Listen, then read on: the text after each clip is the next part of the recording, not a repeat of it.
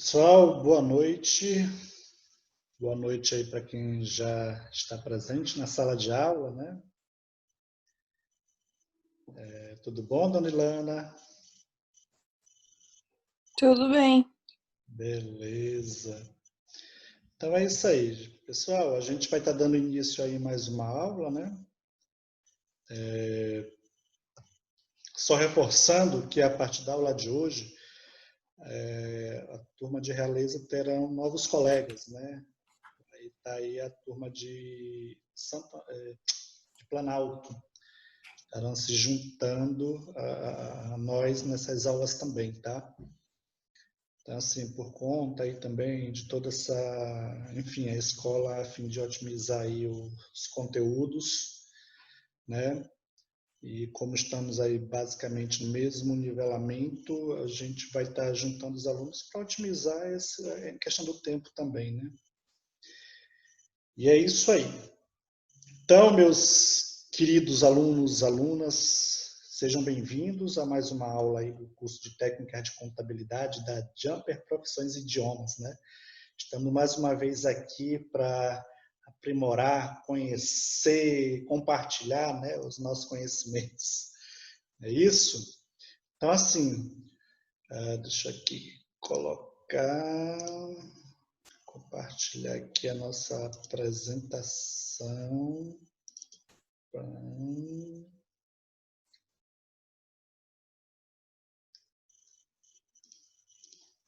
Ok. Está visível aí a apresentação? Ilana, Letícia? Sim, aham. Beleza, então vamos Para lá. mim tá também. Então, ó, o conteúdo de hoje, né, aula 35, página 145 da nossa apostila. Basicamente, a gente vai abordar duas temáticas também aí bastante, vamos dizer assim, a gente ouve muito falar, a Ilana com certeza vivencia, né, que faz parte aí meio como trabalhadora, né, faz parte aí da rotina, né, da vida do trabalho dela, né? Então ela vai com certeza saber aí, vai estar bem por dentro dessa temática. Para a Letícia, né, que é uma jovem aí que está prospectando o mercado de trabalho, logo logo também vai estar se deparando com essa situação, né, com a vida do trabalhador. Não é isso, Letícia? Então, ó, as temáticas que a gente vai desenvolver hoje vai ser relacionada aí a INSS e FGTS, né? O que é isso, né? O que é o INSS? O que é o FGTS? A gente vai buscar aqui, né, aperfeiçoar o nosso conhecimento a respeito desses dois institutos, né? Que assim são dois institutos e ao mesmo tempo se traduz em encargos, impostos, né? Então tudo isso está envolvido aí, né? Então, para começar, INSS, Instituto Nacional do Seguro Social. Quem é que habilita aí a dar uma opinião sobre o que é que vem a ser esse instituto, o Instituto Nacional do Seguro Social? Tem a participação de vocês.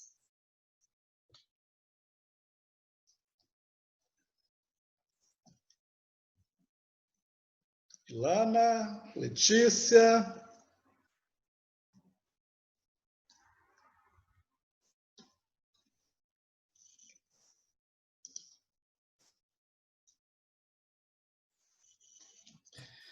Tipo, é aquela seguro que o trabalhador paga para, tipo, se ele se machucar, ele poder se encostar, assim, tipo, falam se encostar, no caso, receber quando não pode trabalhar, seria isso? Isso tem a ver também, né? Mas é basicamente isso, Ilana, né? O Instituto Nacional de Seguro Social, na verdade, ele é uma autarquia que visa trazer proteção social ao trabalhador e alguns cidadãos, digamos assim, que não possuem condições de se manter, né? Então, a priori, o instituto ele foi criado, né, com esse objetivo, né, de prover, né, segurança social para os seus segurados, que no caso são os trabalhadores, né, dependentes, e algumas pessoas aí da nossa sociedade, né, menos assistidas, vamos dizer assim, né? Então, ó, o INSS, o Instituto Nacional de Seguro Social, é a autarquia competente no Brasil para receber as contribuições para a manutenção do regime geral de previdência social, né? Ou seja, esse instituto, ele é que recebe as contribuições outroras pagas pelo empregador e também pagas pelo empregado, né? Para aquela pessoa que mantém um vínculo de trabalho ou de emprego e que, por força de lei ali, sofre um desconto, né, a título ali de Previdência Social ou de INSS. Então, todos esses recursos, eles são canalizados para o Instituto, é isso? O INSS, ele é responsável pelo pagamento da aposentadoria, pensão por morte, auxílio-doença, auxílio-acidente, entre outros benefícios previstos em lei. O INSS trabalha junto com a Dataprev, né? O que é a Dataprev? A Dataprev é uma empresa de tecnologia, né, que faz o processamento ali de todos os dados da Previdência, tá? Só um minutinho. O Instituto do Seguro Social, ele está subordinado ao Ministério da Economia, né? Até então a gente tinha ali o Ministério da Previdência Social em governos anteriores, né? E no atual governo a Previdência Social passou a ser subordinada ao Ministério da Economia, tá? Os estados e municípios podem instituir, além do regime geral, os seus regimes próprios, financiados por contribuições específicas. Ou seja, a gente tem a figura aí, né, do regime geral, né, de Previdência Social, que é organizado, né, pelo INSS, e existe alguns institutos também que a gente chama de regimes próprios, né, de previdência, que são instituídos por algumas autarquias de nível estadual ou de nível municipal, né? Então, geralmente, existe aí figuras de municípios ou estados que eles mantêm o seu próprio regime de previdência, né? Há um exemplo aqui, vamos supor, no Paraná, a gente tem aquela figura do Paranaprev, não é isso? Então, ali, o Paranaprev, ele é um instituto também, uma autarquia de nível estadual, que visa também, busca proporcionar essa seguridade ao servidor público estadual, tá? Beleza? Cobrança das contribuições. Na folha de pagamento, parte das contribuições é efetivada por desconto. Isso acontece antes do funcionário da empresa receber o valor total do seu salário, né? No entanto, há um limite máximo de contribuição. Só é permitido descontar do valor do salário um valor estabelecido, que é chamado de teto, né?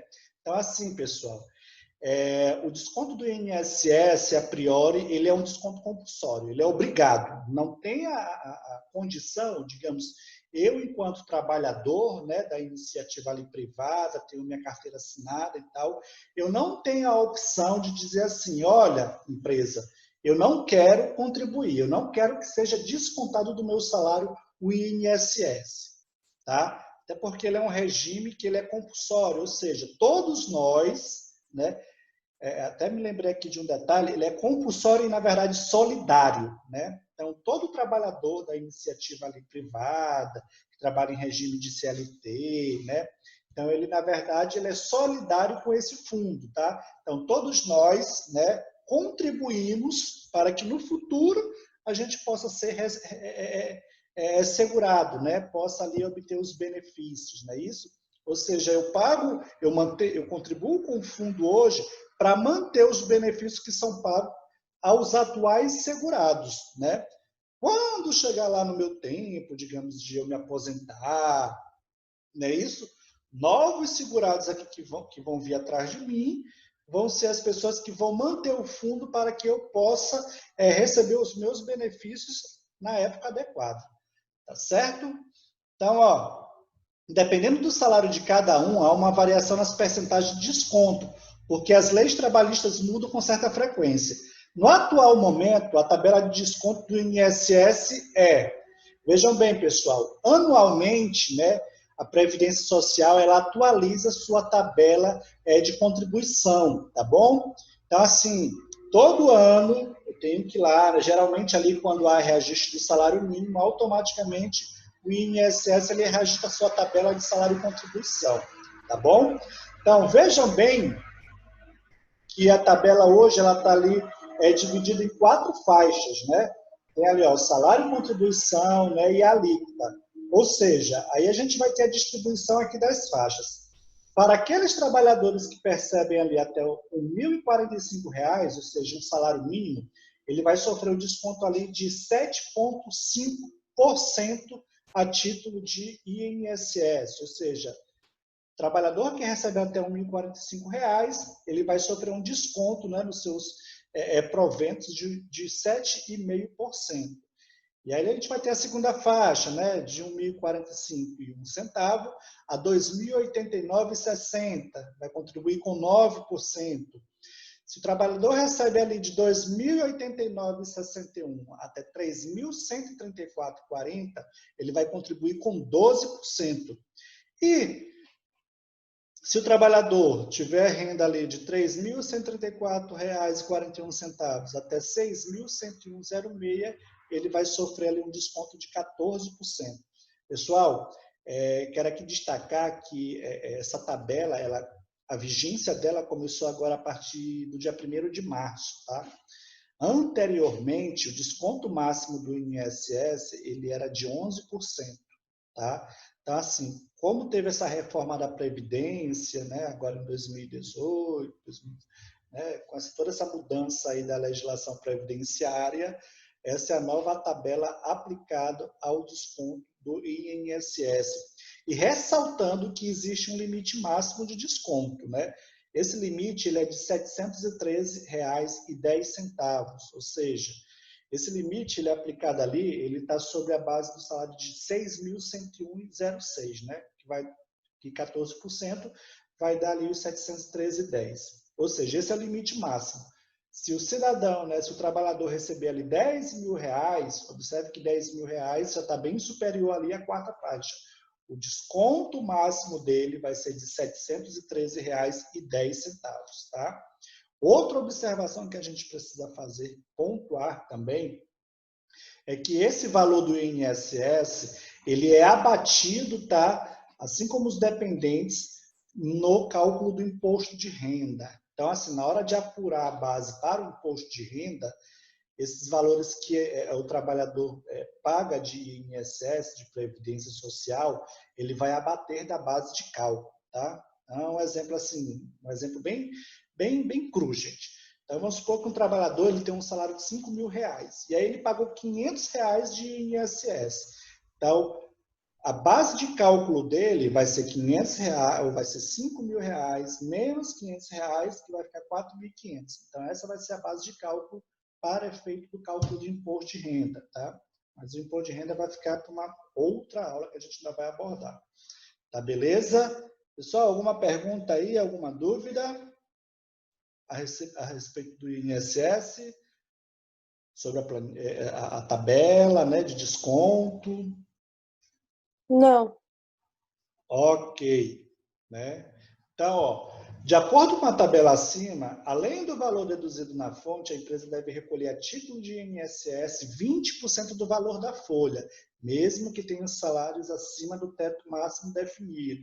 Então, ó, veja bem, alunos, a gente tem ali o desconto, né, do INSS sobre o salário do empregado, né, que aí vai naquelas alíquotas, né, de 7,5%, 9%, 12% ou 14%. Né? E também, além da parte que o empregado, né, contribui, a empresa também ela é obrigada também a pagar um percentual sobre desse salário, né, da base desse salário. Então, vamos supor, João ganha R$ 1.000, né? Aí João sofre um desconto lá de 7,5%, né? Vai dar R$ 75, né? Porém, a empresa de João, né, além de recolher, de descontar de João os R$ 75, ela tem que contribuir também com 20% em cima, né? Se é R$ 1.000, a empresa vai contribuir com R$ 200, que são 20% do salário de João.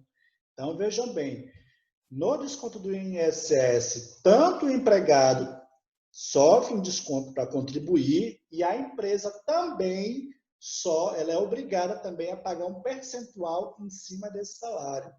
É por isso que se costuma dizer, pessoal, que a carga tributária sobre folha de pagamento ela é muito alta, né?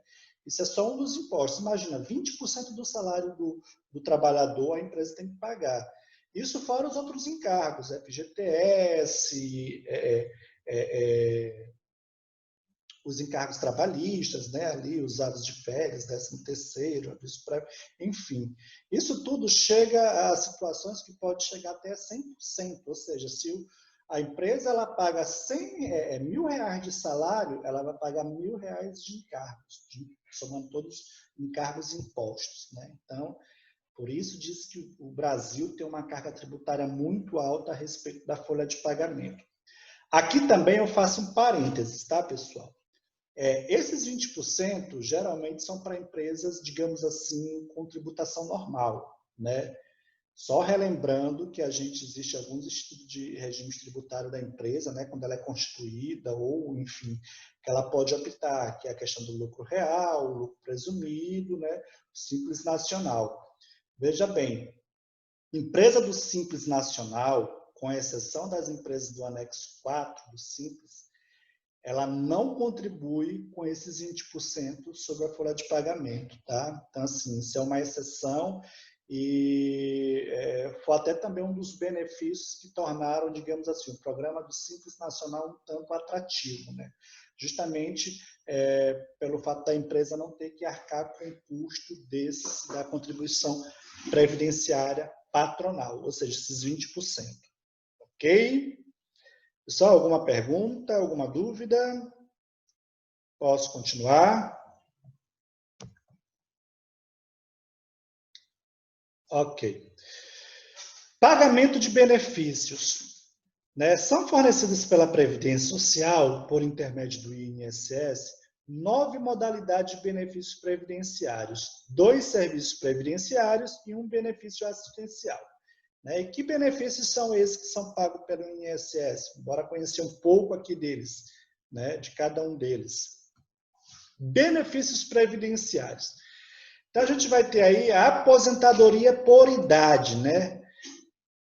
Na verdade, aí tem, né? Os trabalhadores urbanos têm direito ao benefício.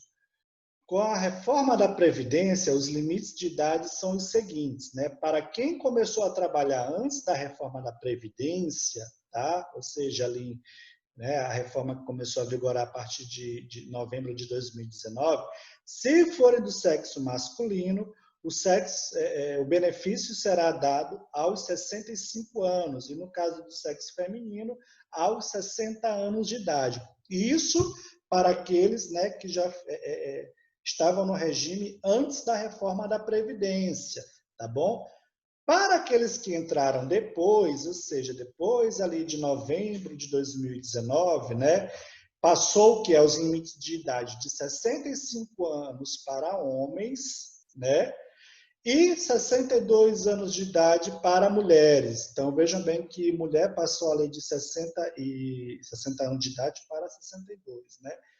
E essa questão da idade, se vocês pegarem bem a lei, ela tem um período de transição e a tendência é que essa idade aumente a cada determinado período de tempo, tá? Já os trabalhadores rurais podem pedir aposentadoria por idade aos 60 anos, no caso dos homens, e 55 anos, no caso das mulheres. Para que possam solicitar o benefício, os trabalhadores urbanos inscritos a partir de julho de 91 devem comprovar, né, 180 contribuições mensais. Já os rurais precisam provar com documentos 180 meses trabalhados. Então, veja bem, pessoal, né? Então, além de ter a idade, né, mínima ali para requerer a aposentadoria, é necessário que esse trabalhador comprove o tempo mínimo de contribuição, ou seja, ali 180 contribuições, isso vai dar 15 anos, né? O trabalhador tem que comprovar 15 anos de contribuição. E no caso do trabalhador rural, ele tem que provar que ele trabalhou no mínimo 15 anos ali no serviço rural, né? Tem que ter meio de provar isso. Beleza? Outro benefício, aposentadoria por invalidez. Esse benefício ele é concedido aos trabalhadores que, por motivo de doença ou acidente, forem considerados pela perícia médica da Previdência Social incapacitados para exercer suas atividades ou qualquer outro tipo de trabalho que lhes garanta sustento, né? Então, a aposentadoria por invalidez ela é concedida para aqueles trabalhadores que, por motivo ali, né, enfim, adoeceu e aí chegou a um ponto que não é possível mais ele trabalhar, né? Ou decorrente de um acidente ali também de trabalho, né? Se a perícia do INSS constatar que ele não tem mais capacidade laborativa, ou seja, capacidade de trabalho, de trabalhar, né? Então, o INSS concede a aposentadoria por invalidez, tá bom? A aposentadoria por tempo de contribuição, né? E aí, dentro desse tipo de aposentadoria, a gente vai ter as seguintes, né? A aposentadoria especial, né? Esse benefício, ele é concedido ao segurado que tenha elaborado em condições prejudiciais à saúde ou à integridade física. Para ter acesso ao direito à aposentadoria especial, o trabalhador precisará comprovar, além do tempo de trabalho, efetiva exposição aos agentes físicos, biológicos ou associação de agentes prejudiciais pelo período que é exigido, para que seja concedido o benefício, né? Ou seja, 15, 20 ou 25 anos. Um exemplo dessa aposentadoria especial, eu vou citar aqui como, digamos, o eletricista, né? O eletricista ele pode ter ali, né? Ele pode requerer ali a aposentadoria quando ele tiver 25 anos de trabalho, de contribuição, né? A Previdência ele vai pedir ali no mínimo 30, né? Mas se ele provar que ele estava exposto à situação ali de risco e tal, né? E para isso é muito importante que a empresa forneça um documento chamado de Perfil Profissiográfico Previdenciário, ou PPP, né? Esse documento, esse perfil profissiográfico, é que vai atestar que o empregado ele estava exposto a determinado tipo de risco ou situação ali que expunha a sua saúde a condições indesejáveis, né? Que pudessem lhe prejudicar, né? Tanto a sua integridade física ou um risco à sua saúde. E o PPP que atesta essa situação, tá bom? Então, isso é um exemplo no caso dessa aposentadoria especial. Que é? Né? Auxílio-doença. Esse benefício ele é concedido ao segurado... É por vontade de acessar direto no grupo. Eu mandei ali para você acessar só o link. Tá? Oi, alô, quem fala?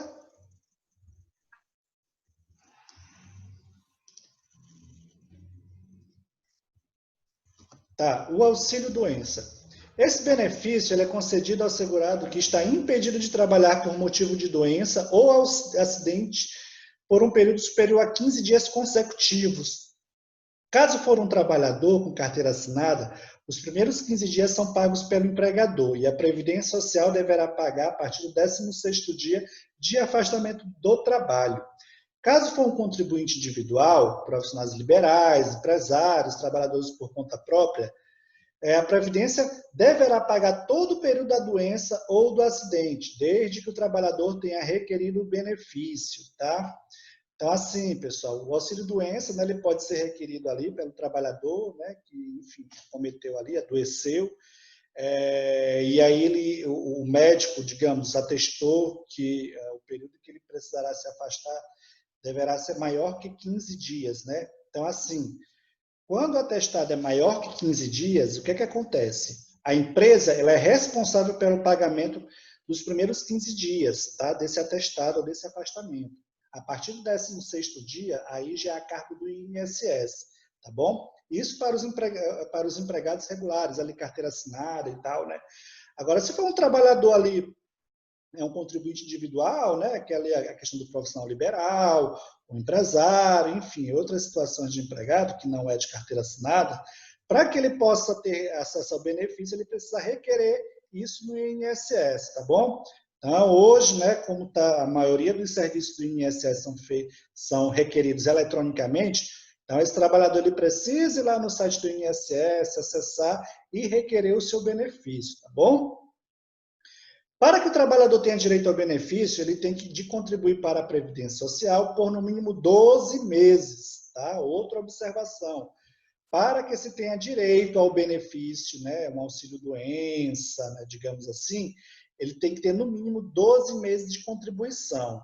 Tá? Agora, digamos, se ele sofreu um acidente de trabalho, tá? Aí nessa circunstância ele não precisa ter período mínimo de contribuição. Tá? Mas se for por doença comum, ele precisa ter no mínimo 12 meses de contribuição, ter contribuído 12 meses, tá bom? Para que seja dada a concessão do auxílio-doença, é necessário comprovar a incapacidade no exame que deve ser realizado pela perícia médica da Previdência Social. Então, ou seja, né, o trabalhador adoeceu, passou mais de 15 dias afastado, né? Então, ele precisa passar pela perícia do INSS, né? Um médico perito precisa consultá-lo, né? Para ver se realmente ele está numa situação de incapacidade temporária para o trabalho. Se for constatado, aí o perito vai e dá o ok para que o INSS conceda o benefício do auxílio-doença. Beleza? O auxílio-acidente. Benefício que é pago ao trabalhador que sofre um acidente e que resulta em sequelas, que reduzem a sua capacidade de trabalho. É concedido para segurados que recebiam auxílio-doença. Tem direito ao auxílio-acidente o trabalhador avulso, o trabalhador empregado e o segurado especial. Não recebe esse benefício o empregado doméstico, o contribuinte individual e o facultativo. Tá? Então, assim, gente, o auxílio-acidente, na verdade, ele é um complemento, né? Digamos assim, o cidadão sofreu um acidente, né, de trabalho e aí ficou por um período afastado, né? Ele ficou de auxílio-doença, tá? Recebeu auxílio-doença. E aí o INSS depois vai dar alta a ele. Só que o INSS reconhece que ele ficou com uma, digamos assim, uma capacidade limitada para o trabalho. Tá?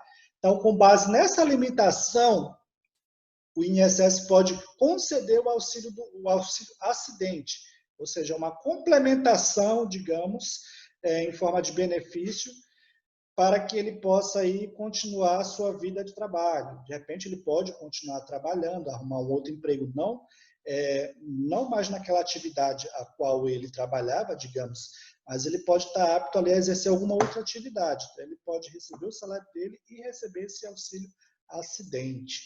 Tá bom? Auxílio reclusão, né? Então, esse auxílio ele é bem, digamos, questionado pela população em geral, né, pessoal?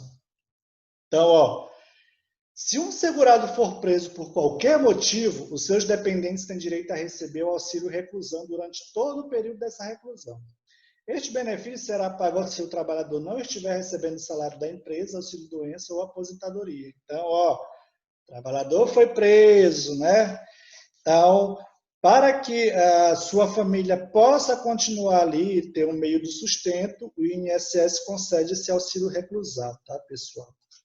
Então, assim, às vezes a gente ouve muito aí reclamação da população, da sociedade, sobre o preso ter direito ao auxílio reclusão, né? O cara, digamos, cometer aí alguma infração, ficar detido e ainda receber um benefício do INSS. Mas cabe destacar que esse benefício, na verdade, ele é oferecido aos dependentes daquele recluso, vamos dizer assim, né? Às vezes a família pode não ter ali, digamos, culpa, né, pela infração cometida, né, pelo provedor das despesas da casa. Então, para que não haja que os familiares, os dependentes não fiquem à mercê, né, sem renda para a sua subsistência, então o INSS ele disponibiliza esse auxílio reclusão, tá bom? Mas com a finalidade de auxiliar a família, os seus dependentes, né? Enquanto aquele recluso estiver preso. Bom? Pensão por morte. A pensão por morte é um benefício destinado aos dependentes, né? O cônjuge, o companheiro, filhos, enteados menores de 21 anos ou inválidos, né? Desde que não tenham se emancipado. Pais, irmãos não emancipados, menores de 21 anos ou inválidos. De beneficiário que era aposentado ou trabalhador que exercia sua atividade no perímetro urbano. O benefício ele é devido apenas aos dependentes do trabalhador urbano que vier a falecer ou, em caso de desaparecimento, tiver sua morte presumida declarada judicialmente, né? Ou seja, for declarado morto ali por via judicial, tá? Com a reforma da Previdência, tá? O recebimento do benefício será de acordo com variáveis exigidas para a percepção do mesmo. Antigamente, assim, pessoal,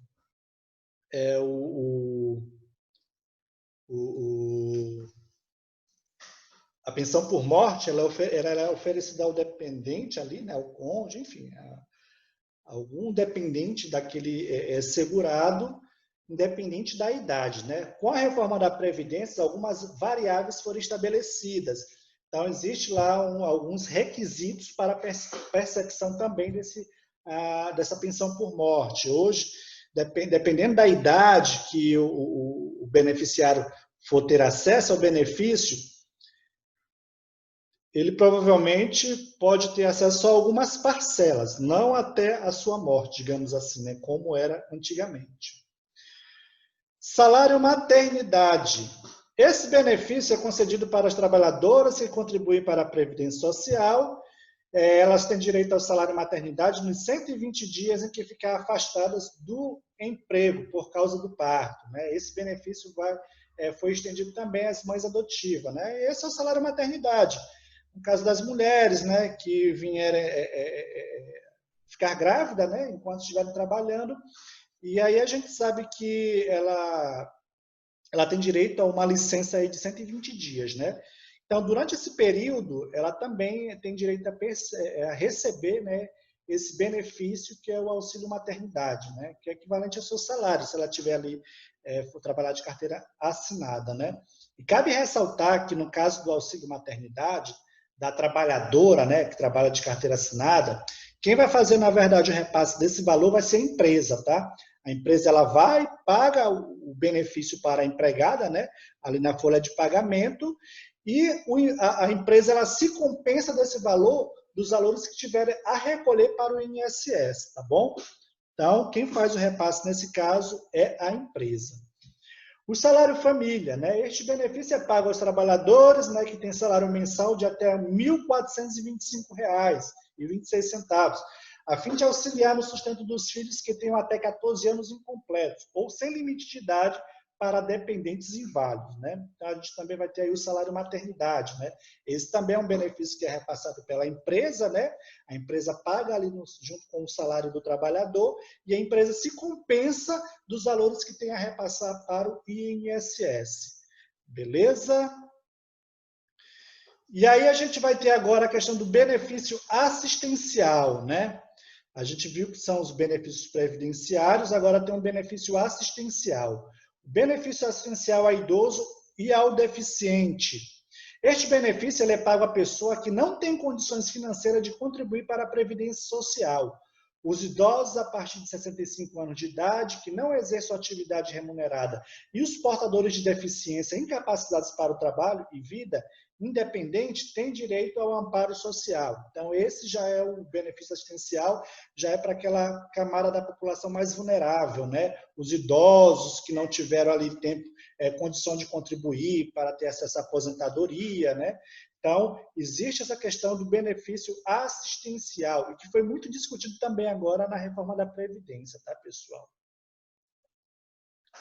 Serviços previdenciários, a gente vai ter aí a reabilitação profissional. O que é isso? Esse serviço é assistência educativa ou reeducativa de adaptação ou readaptação profissional instituída sob a denominação genérica de habilitação e reabilitação profissional, visando proporcionar aos beneficiários incapacitados parcial ou totalmente para o trabalho em caráter obrigatório, independente de carência, e a pessoas com deficiência os meios indicados para o reingresso no mercado de trabalho e no contexto que vive, né? Então, o cidadão ali está, digamos, recebendo um auxílio doença, né, da empresa e tal, da empresa não, do INSS, e o INSS ele se reutiliza dessa ferramenta, né, desse serviço de reabilitação para fazer a recolocação daquele profissional no mercado de trabalho, tá? O serviço social, né, outro serviço aí disponibilizado pelo INSS. Esse serviço é mais uma possibilidade de atendimento que o cidadão tem para esclarecer quais são os seus direitos sociais e qual o meio adequado para poder exercê-los. A assistência social do INSS ajudará no sentido de buscar uma solução para os problemas que surgirem na relação do cidadão com o INSS. Tem direito de acesso ao serviço social, todos os segurados, dependente de demais usuários da Previdência Social.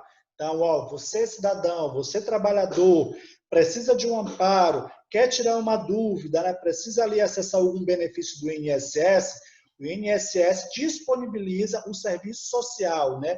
Que geralmente são prestados ali por assistentes sociais, para que o trabalhador possa se unir, esclarecer e se munir de informações para acessar algum benefício desse instituto, tá ok?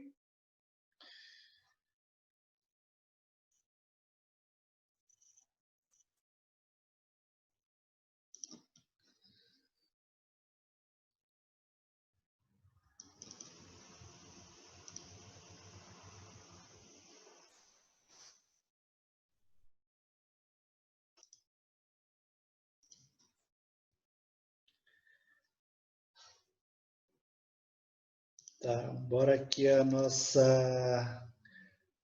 testando conhecimento.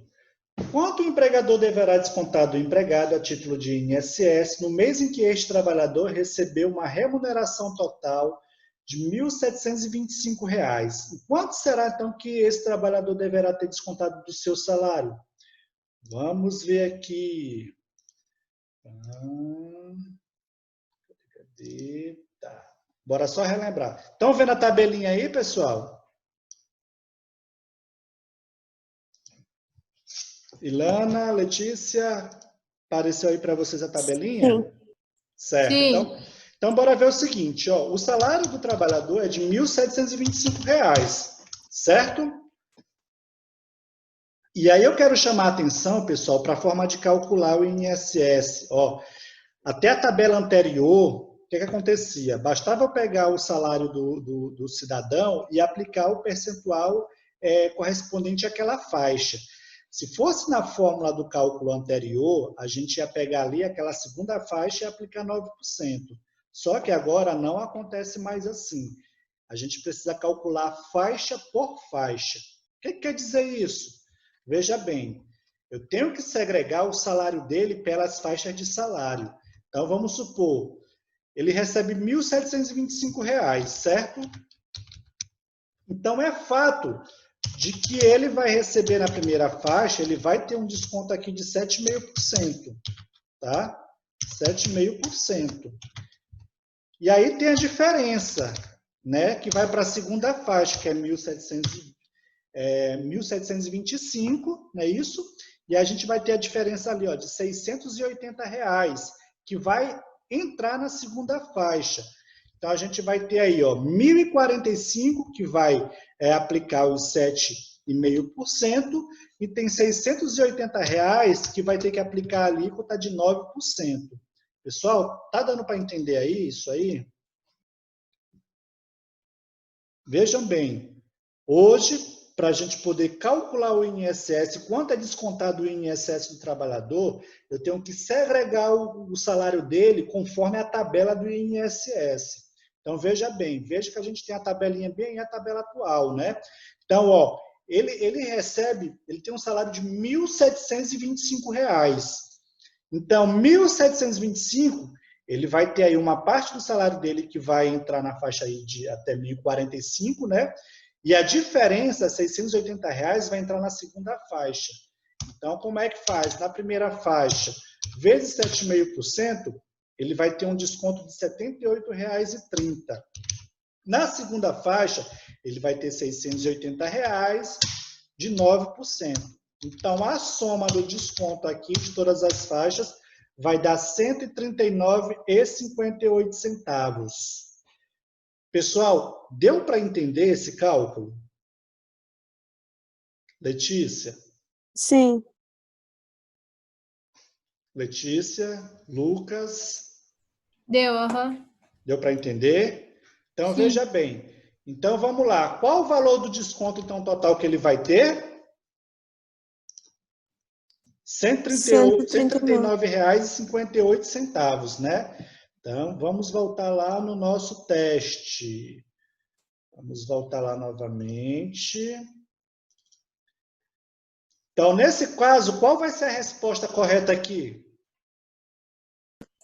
Letra C. Letra C, né? Vai ter uma diferença ali de 1 centavo, né? 57, 58, mas é por causa desses arredondamentos do Excel. Então, a resposta correta nesse primeiro caso aqui é a letra C.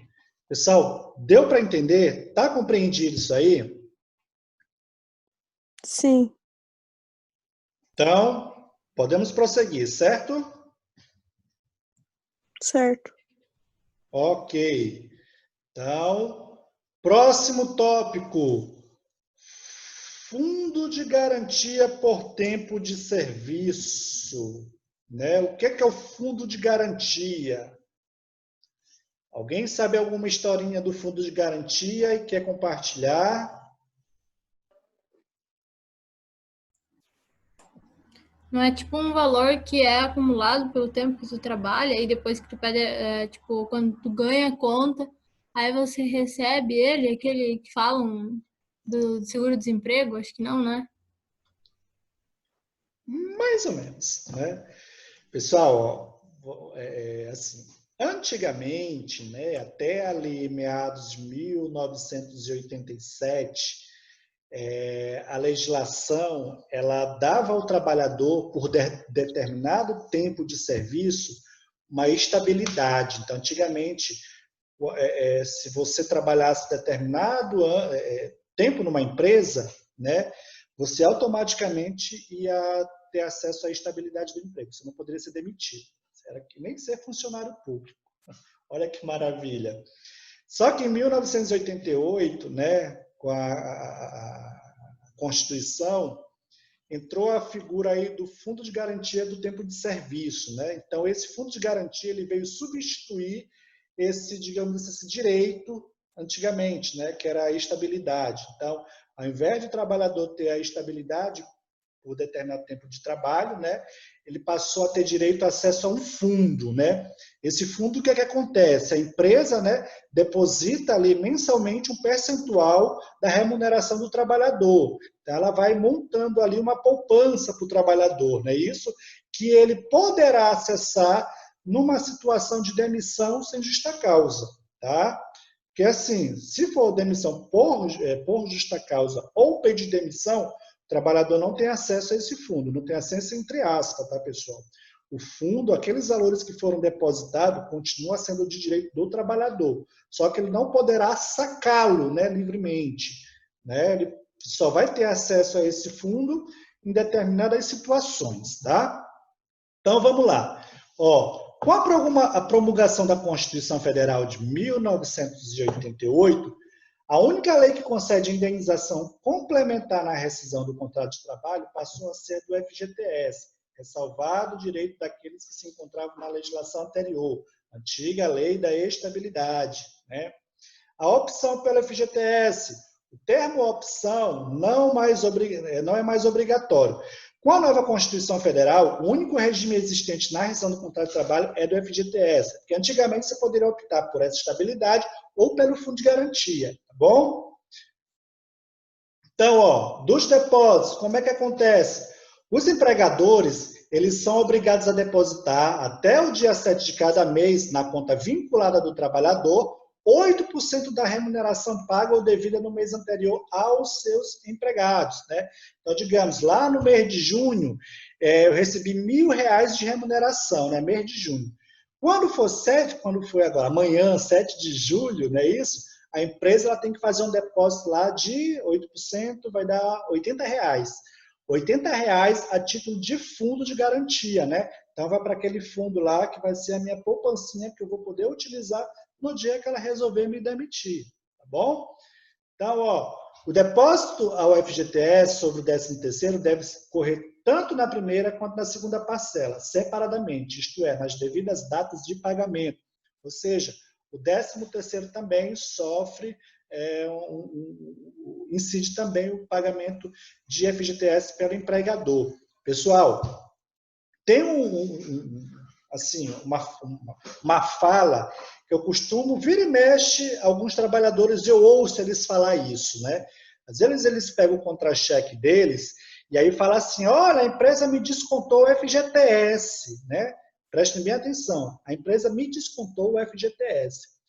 Pessoal, o FGTS, ele não é descontado do empregado. Lembre-se bem disso, tá?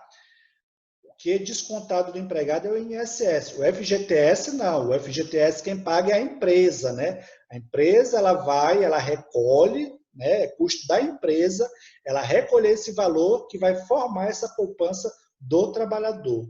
Tá bom? Então, ó, FGTS não é descontado do empregado, pelo contrário, o trabalhador ele ganha, né, esse valor lá na poupança, né, lá no fundo, quando a empresa vai depositando mês a mês. É custo da empresa, não é custo do empregado. Tá entendido? Beleza? Então vamos para mais um teste. FGTS, olha, quanto o empregador deverá depositar a título de FGTS na conta vinculada do trabalhador, no mês em que este recebeu uma remuneração total de R$ 1.725. A pergunta é a mesma da passada, né? Do INSS. Só que nesse caso aí o cálculo é mais simples, tá? Então, quem chuta aí? Quem se habilita? Opa, a caneta caiu aqui. Letra A, 138. Letra A, 138. Alguém mais? Lucas, Aline, Ivo. Chuta aí uma questão. Vamos fazer lá o cálculo e ver. Vamos ver aqui. Só um minutinho. Deixa eu abrir aqui o Excel novamente. Certo. Ó, vamos lá, né? Deixa eu apagar esse daqui. Esqueço aqui esse do INSS, que não é o caso. Pessoal, qual o percentual de desconto de FGTS sobre a remuneração? Desconto não, perdão. Olha eu repetindo o que o trabalhador fala, né? Qual o percentual de contribuição da empresa a título de FGTS sobre a remuneração do trabalhador?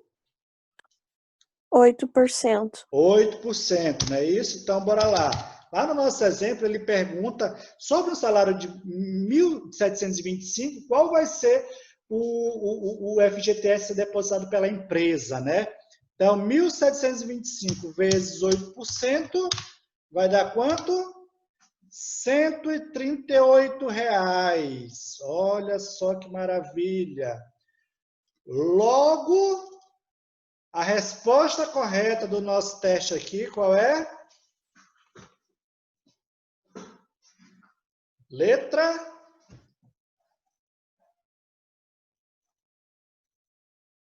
tcharam. Letra E, é isso? Eu escutei letra E, gente?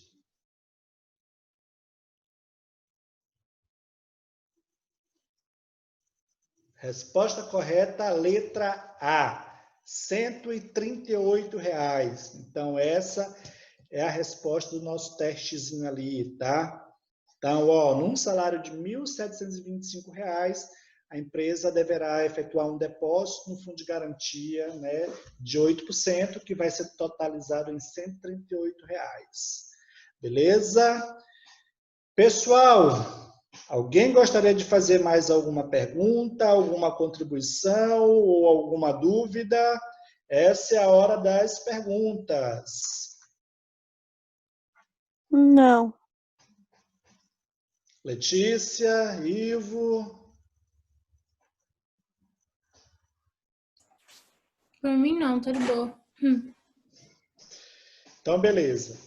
Pessoal, ó, então, daqui a pouco eu vou disponibilizar o link, tá, para a resolução das atividades. Quero reforçar que faz necessário responder a atividade e enviar lá as respostas para que haja o cômputo da sua presença, tá bom? Então, se não há mais dúvidas nem perguntas, fico feliz. Uma turma assim, toda sabichona. Pessoal, então, quero desejar aqui a todos uma boa noite, um bom descanso. Quero agradecer mais uma vez a participação de todos nessa aula e dizer que estou à disposição para quaisquer dúvidas que venham surgir, tá? De repente, vocês ficaram acanharam de fazer alguma pergunta agora, ou de fazer alguma contribuição e tal, não se acanhe, me chame lá no nosso grupo do WhatsApp, tá? E aí a gente pode ir trocando as figurinhas de conhecimento, beleza? Beleza, tchau. É isso mesmo, produção.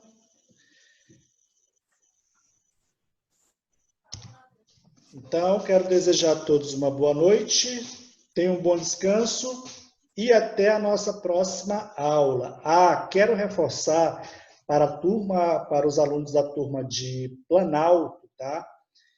Que a gente precisa que vocês se nivelem à turma de Realeza, tá? Então, existem 2 conteúdos, 2 aulas que foram disponibilizadas lá no grupo, né, da turma de Planalto, para que acessem a aula, assistam o vídeo e respondam às atividades. Aulas 33 e 34 estão disponibilizadas no grupo para que seja assistida e a atividade enviada. Tá? Enviou a atividade, será computada a sua presença para essa aula, tá bom? Então, mais uma vez, boa noite e até a nossa próxima aula.